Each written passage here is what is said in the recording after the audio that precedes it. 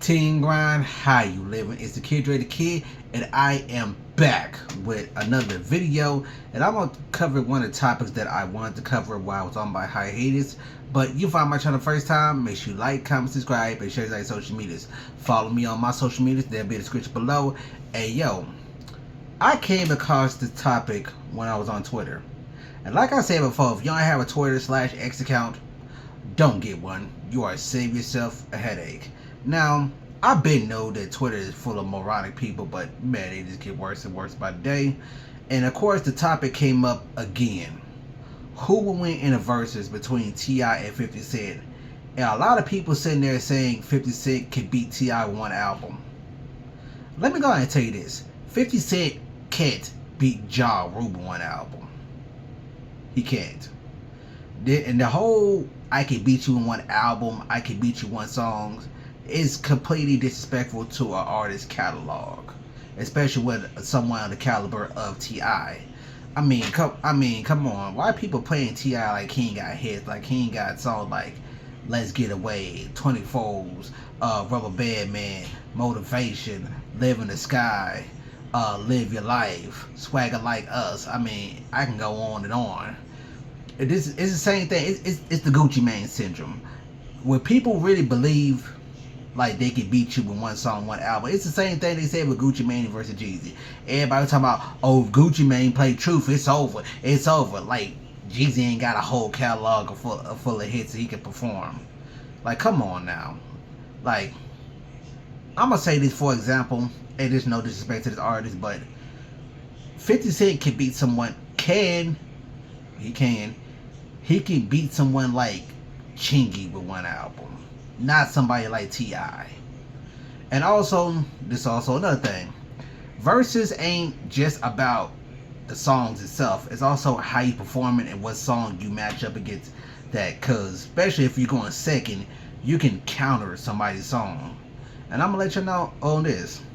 It's also gonna piggyback off the next thing. An old interview of Jay-Z resurfaced. He said Jay-Z said no one can see him in the verses. Though I don't agree with that statement. I do think there's people that can beat Jay-Z in the verses. But of course, one of the first people that they brought up was Eminem. And the first thing everybody loved to go to was the Eminem murder you on your own shit line that Nas said. And I wish people would stop going to that line. Because first of all, one, he did not kill Jay-Z on Renegade. If you ask me, it was even. Jay-Z had the better first verse, Eminem had the better second verse. So let's get that clear. And secondly, that was more of a diss towards Jay-Z than it was a compliment towards Eminem. Because that line was a response to your Uchi Wally verse, until your bodyguard's Uchi Wally verse was better than yours. Matter of fact, you had the word flow in the whole song. So that was a rebuttal to that line. So more of a diss, less of a compliment. Not saying it wasn't a compliment, but I'm saying it's more of a diss. And a lot of people, like I said, this is why I think Eminem has one of the most moronic fan bases in hip hop history.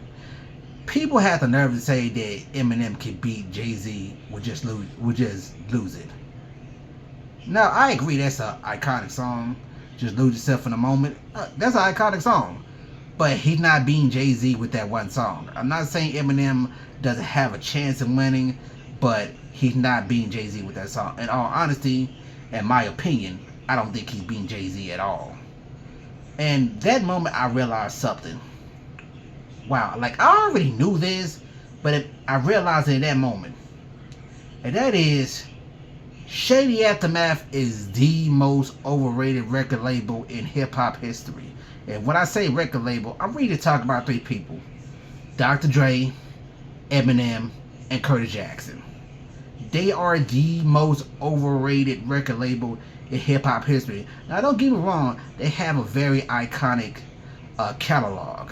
They all had just killer runs on their own. They all in the Hip Hop Hall of Fame. 50 Cent and Eminem are arguably top 50. I'm not taking that away from them. But what I am challenging is this idea of this record label is unbeatable. Like nobody can touch them. If you ask me, I think all three of them would get exposed in the verses. I think they would. Now that all three of these guys can perform, but they can be outperformed. All these songs, all these guys got a bunch of hit songs and a bunch of hit albums, but there's people out there who has a bunch of hit albums and a bunch of hit songs just as much as them, if not better. Because first of all, I'll be real with you, I don't think 50 Cent could beat Scarface in the verses. I don't think he could beat Ice Cube in the verses.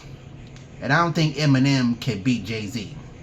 I don't think Eminem can beat Busta Rhymes in the verses. And as far as, you know, a producer that can actually give Dr. Dre a run for his money, I had Dr. Dre winning, but Timbaland can give him a run for his money. Pharrell is somebody else that give him a run for his money. So these guys would be tough to defeat in the verses, but they're not unbeatable in the verses. I'm just throwing it out there. And yes, they are the most overrated record label of all time. That's the end of this video. Make sure you like, comment, subscribe, and share it on social medias. Remember, every season's grind season. Underground Takeover, man. Let's get it.